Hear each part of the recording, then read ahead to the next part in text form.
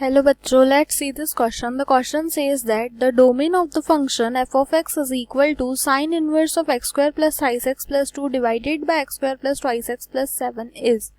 अब इस फंक्शन का डोमेन निकालना है तो ऑप्शन है, option A is semi close interval 1 comma infinity, option B is close interval -1 comma 2, option C is semi close interval -1 comma infinity and option D is semi open interval minus infinity comma 2. Here the key concept is that we should know the domain of the function. So domain क्या रहता है function का? It is defined as that values of x for which the function f of x is defined. ऐसी x की values लेनी पड़ेगी जहाँ पे function f of x defined होना चाहिए. तो हमारा गिवन क्वेश्चन में साइन इनवर्स x हमारा फंक्शन है, तो साइन इनवर्स ऑफ x का जो डोमेन रहता है दैट इज -1 लेस देन और equal to x less than और इक्वल टू 1.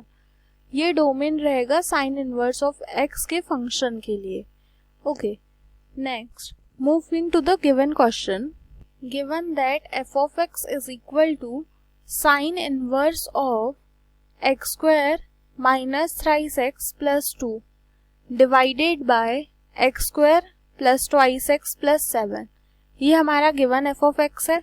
अब इसका डोमेन निकालना है तो इसका डोमेन क्या रहता है? -1 लेस देन और equal to x square minus thrice x plus 2 divided by x square plus twice x plus 7. It is less than और इक्वल टू 1. जो साइन इनवर्स ऑफ x रहता है तो वो x की वैल्यू -1 और 1 के बीच में आती है. अब इसका मतलब क्या हुआ कि हमारा जो फंक्शन है x square minus thrice x plus 2 divided by x square plus twice x plus 7 ये 1 से ग्रेटर है. और दूसरी कंडीशन आ सकती है x square minus thrice x plus 2 divided by x square plus twice x plus 7, ये 1 से लेस देन और इक्वल टू रहेगा. तो अब ये फर्स्ट वाला सॉल्व करते हैं. यहाँ पे दोनों साइड अगर मैं x square plus twice x plus 7 से मल्टीप्लाई कर दूं तो I will get x square minus 3x plus 2 is greater than और equal to minus x square minus 2x minus 7.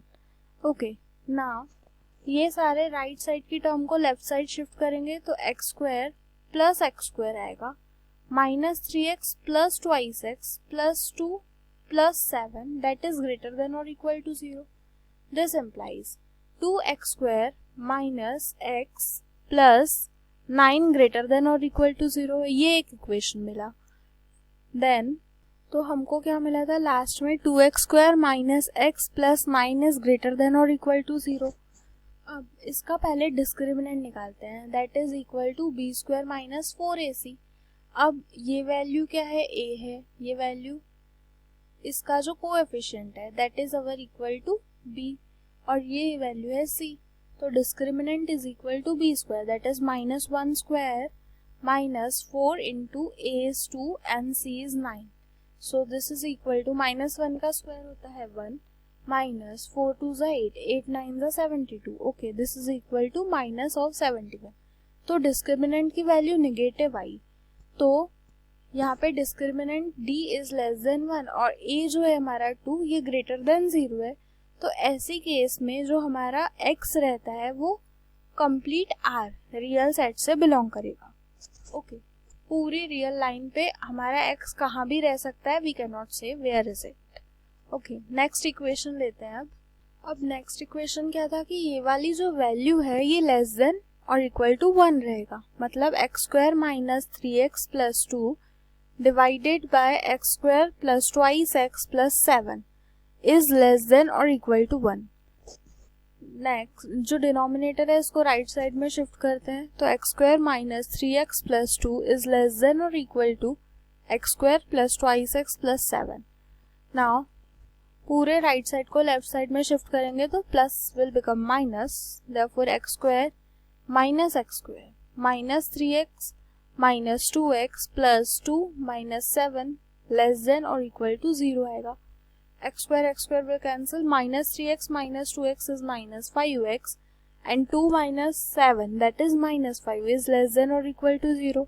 तो यहाँ पे -5 कॉमन निकाल सकते हैं, -5 कॉमन निकाला तो x+1 ब्रैकेट में बचेगा, दैट इज लेस देन और इक्वल टू 0।